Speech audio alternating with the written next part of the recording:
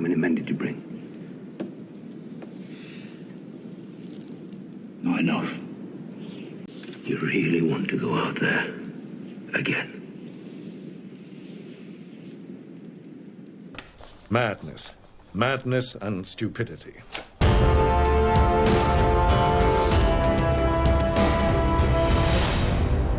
Hey everyone, welcome back to my channel. Earlier this year, I did a video breaking down the mess that was Season 7 of Game of Thrones, and since then I wanted to elaborate a bit more on one of the worst aspects of that season, Jon leading a small band of men north on an expedition to capture a Wight. There are a number of funny aspects in it all that I didn't touch on in that video, and besides, that whole thing was so bad, it deserves its own spotlight. So let's dive in. In the final seasons of the show, we saw Tyrion dumbed down ridiculously. This plan, though, I think marks his low point. More than anyone, he knows his sister.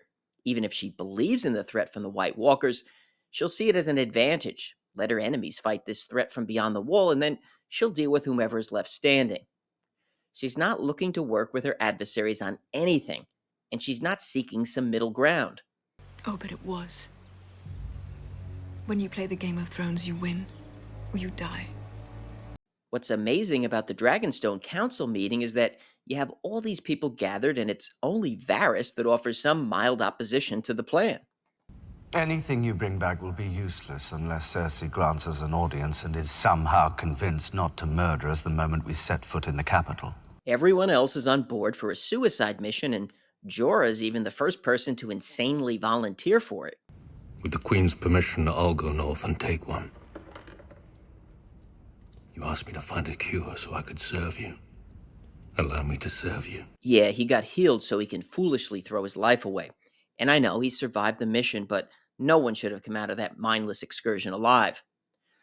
But let's not get ahead of ourselves yet, because part of this whole plan was to sneak Tyrion into King's Landing so that he can convince Jaime that the army of the dead is real, so that Jaime can then convince Cersei that she should meet her enemies to see this Wight that no one outside of the new king in the north has actually seen before. I don't want it. On top of that, the last time Tyrion saw Jaime was when Jaime freed him so that he wouldn't be executed, but Tyrion then took a detour to kill their father. Despite becoming an inept hand of the Queen to Daenerys, The right plan. Your strategy has lost us Dorne, the Iron Islands, and the Reach. If I have underestimated our enemies... Our enemies? Your family, you mean? Tyrion's powers then briefly return and he wins over Jaime. Now that this airtight plan has been set into motion, the expedition beyond the wall begins. Why bring horses that can get you out of tight situations more quickly when you can go on foot? Always the same old shit. This mindless march begins as an odd bonding session, which is soon interrupted by a lone white polar bear, which takes out a red shirt. This scene goes on for a painstakingly long 3 minutes, despite having the greatest swordsmen in the north and some of the best fighters assembled in one group. Who knows, though? Maybe this was the white version of Cocaine Bear. Thoros will eventually succumb from his wounds he received here. In the quest for the Wight that will make Cersei seek peace, cooperation, and amity, our band of brothers comes upon a squad of Wights led by a White Walker. Conveniently, the group is just small enough for them to handle, although Jorah almost gets choked out. Jon, though, slices down a White Walker, which immediately kills all of those in the group since they were Wights turned by this White Walker. Well, except miraculously for one Wight, since he's needed for the plot. This Wight, I suppose, is just a brother from another mother. To the surprise of no one but the King of the North and his Suicide Squad, now the army of the dead is fully aware of their presence. Then Jon, who is losing IQ points as quickly as Tyrion, comes up with this great idea. Run back to Eastwood, get a raven to Daenerys, tell her what's happened. I'm not leaving you. You're the fastest. Go, now! You know what's faster, Jon? Horses. But then we wouldn't have this brilliant sequence of Gendry running back to the wall. This will always be comedy gold. It stands up to anything from Season 8. Cue the Wights and the mad dash into oblivion. The Hound is carrying the mortally wounded Thoros through this mess, which all eventually leads to an insane standoff on the ice. Fortunately for plot armor Gendry, not a single Wight, or another one of Dan and Dave's reanimated cocaine bears, encounters him on the way back to the wall. He runs and runs unscathed and then falls down outside the gate.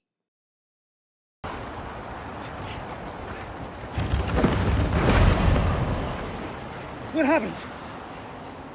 Where are the others? Raven. We need to send a Raven. Now it's time to cue the Raven. Since you can Google just about anything, here's an estimate of how long it would take the Raven to get from Eastwatch to Dragonstone. But obviously this was a special Raven, capable of bending time to its will, and it managed to get to Dany in a mere fraction of those 2 days.